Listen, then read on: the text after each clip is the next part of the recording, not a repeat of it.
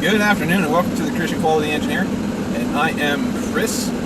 Today, a couple of things on my mind. First off, is I really do not like plastic clips being used as datums or locators or whatever you want to call it. There's just so much that goes into it. You have the doghouse has to be just right, too loose, then the part wobbles, and if it's too tight, then the operator can't put it in.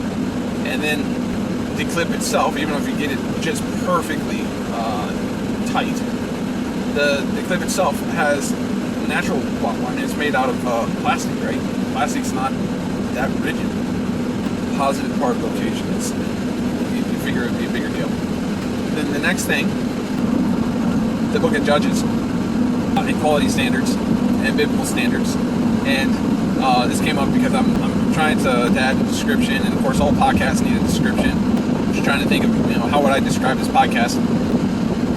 Being that I want to put a good face forward, I didn't want to just say unplanned. What I hope I can convey is that this is where quality standards and biblical standards meet. But that got me thinking about work standards and Book of Judges. But some came up about rules and guidelines and whatnot. It made me think of Judges, and of course, in the Book of Judges, the refrain that comes up again and again and again is everybody did what was right in their own eyes. And thinking of work standards and quality standards and procedures and policies and all these things, we need to have them in place for consistency, right? Because if everybody did what was right in their own eyes, we couldn't guarantee a good part. And that's what we're here for. We want to guarantee our customers that we are going to get them a good part. It probably helped too that I was working on our pick sheets and how we control them, giving everything document numbers so it can be tracked and traced and all that. Our control numbers for the pick sheets were pulled from the control plan, and the control plan gets its number from the part number.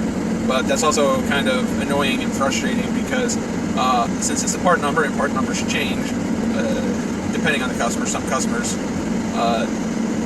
they let you put in that little a placeholder for revision levels, and other customers the part number changes drastically every time. So some have a base, some don't. So every time the subcomponent changes, the finished good number changes, and every time the finished good number changes, the bottom line is you have to change the document number because the part number changed, because the wire harness changed, which the wire harness changing may have been something that didn't affect us. So there's no change. There should have been no change to the VMA control plan and all that stuff. But because the part number changed, you had to, because that's how we control the FEMAs. It matches the part number, which I get it. It makes sense and it follows. But the pick sheet then also has to change because it was tied to the control plan. I just want to go back and review it. And, for a minute there, we kind of got out of process, and now we're going back and adjusting the process so that people are in it.